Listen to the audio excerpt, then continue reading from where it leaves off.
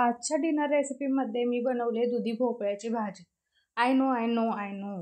दुधी भोपळा फारसा कुणाला आवडत नाही, पण तुम्ही अशी एकदा रेसिपी ट्राय तर करून बघा. मस्त दुधी भोपळा घ्यायचा आहे, त्याची साल काढायची आणि चिरून घ्यायची बारीक बारीक फोडी. एक टोमॅटो घ्यायचं, तेही बारीक बारीक चिरून घ्यायचं. मी या ठिकाणी अर्धाच टोमॅटो यूज केलेला आहे. फ्रेश कोथिंबीर घ्यायची, बारीक चिरून घ्यायची आहे.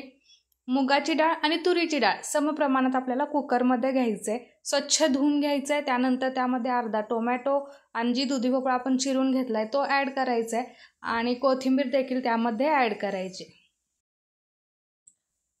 मसाल्यांमध्ये या ठिकाणी थोडीशी हळद, धने जिऱ्याची पूड, थोडासा गोडा मसाला, जिरे, लसूण, कढीपत्ता, कोथिंबीर, हिंग, चवीनुसार मीठ या सर्व मिक्स करायचं आहे आणि छान डाळ पूर्णपणे ग्रेव्हीसारखी शिजूपर्यंत त्याला शिट्टी द्यायचं आहे आणि सर्व मिक्स करून दुसऱ्या बाउलमध्ये घ्यायचं आहे.